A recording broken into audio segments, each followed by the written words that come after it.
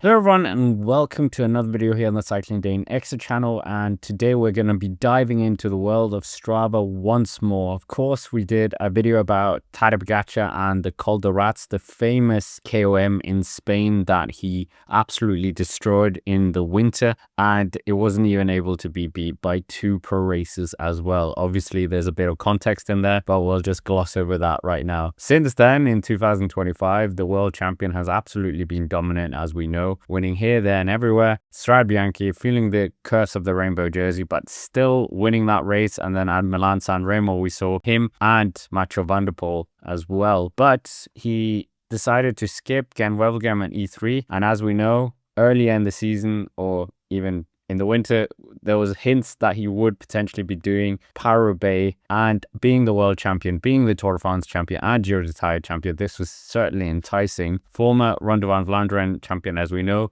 but Paris-Roubaix always seemed to have that bit extra of risk that the team and himself probably wouldn't do, because he has more goals in the season. It's not just about Paris-Roubaix, it's also about the Tour de France later. But that aside, the interesting recon, the announcement that he was going to be doing Paris-Roubaix was certainly very interesting, and it's become even more interesting now that it's confirmed, but also seeing a recon ride that he posted recently on the 2nd of April. This ride, not completely the entire distance of Paris-Roubaix, but still 213 kilometers long. And the significant part isn't the ride itself, it's more that he's taken 3 KOMs, and we will focus on some of them and see what that kind of corresponds to. But before we start, make sure to like the video, subscribe to the channel if you haven't already, because that really helps. And with that out of the way, we can get into it. So on the 2nd of April, as I said, 213 kilometer ride with potentially his teammates, we would figure, but we can see that he took 3 KOMs, one of them being the Mons-en-Pévèle KOM, which is a pavé sector that is 5 stars, and it is the 11th last sector on the course as well. And he took it 4 minutes and 27 seconds ahead of Alex Segard, who currently has it, or had it. And unfortunately, Tadej Pogačar hasn't given us the power data, but we can see that the speed was quite high, 40 kilometers and going up to 50 kilometers max. But when we compare it head to head with Alex Segard, we can see the black dot being Tadej Pogačar very quickly building up an advantage. And as they come into the second corner, he loses a bit of time to Alex Segard, and they're not that far apart, so 1 second in the end. The crucial part here is Alex Segard was not part of Paris-Roubaix when he was doing it, so maybe this isn't the best comparison. So that's why I think a better comparison is to do it against someone who actually uploaded their file and was in contention for the win. That's why we're going to look at, would you believe it, Wout van Aert uploaded his, not power data, but well, we'll go with what we have. Beggars can't be choosers. But when we look at his Strava segment and see the comparison of the two, the purple dot being Tadej Pogačar, and the first corner, Tadej Pogačar has the better of Wout van Aert, but then Wout van Aert gets the better of him at this point virtually. And when we come on that last straight, Tadej Pogačar actually does speed up and does pass the time of Wout van Aert. So that's a bit of an interesting part there, that he was actually quicker than the race. Obviously, there is the, as we know from the Jack Burke video, you're comparing a fresh rider versus, but I think the comparison is quite good here, because one of them is doing a race recon, the other one is in the race. So being able to do this on such a long distance is definitely interesting, and I'm pretty sure most riders aren't able to do this.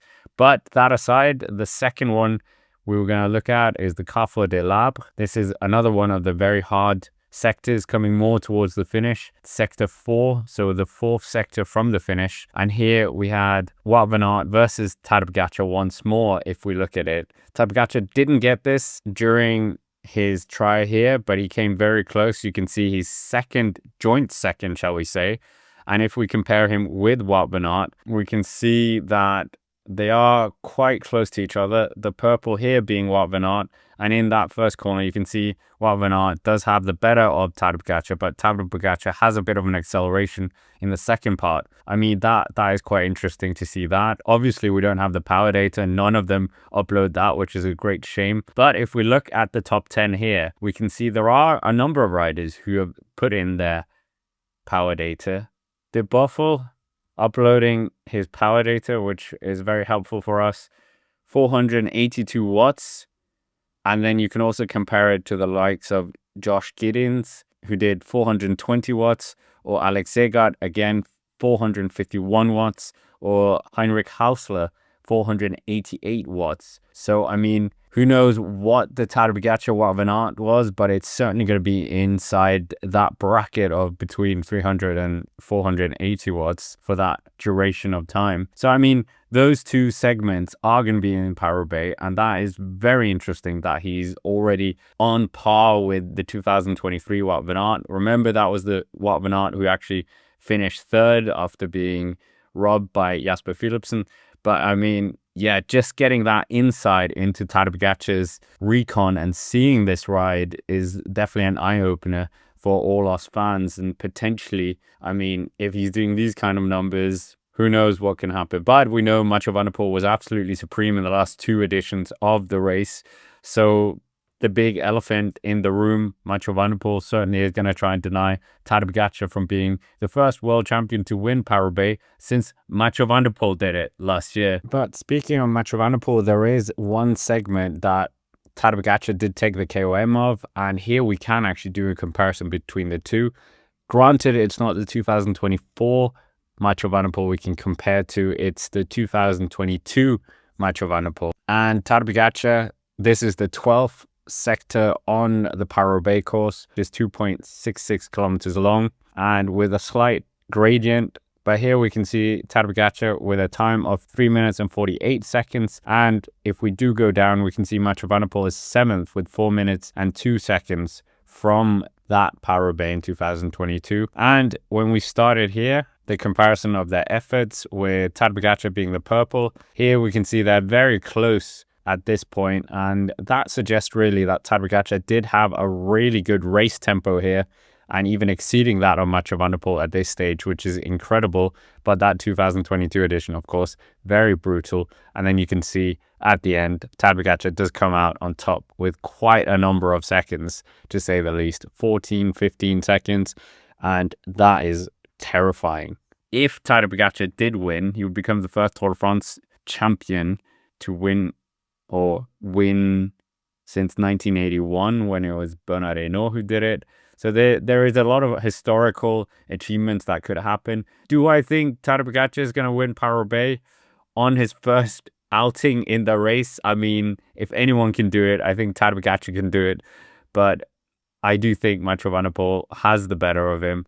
And I think we might see a third victory in the row for the Dutchman. But yeah. Anyways, with that, that's basically it for this video. Make sure to hit the like button, subscribe to the channel, and click over here if you want to see me talking about the Tadej Pogačar KOM in Col d'Arats, or here if you want to see Mathieu van der Poel versus Tadej Pogačar, their great rivalry that is sometimes forgotten.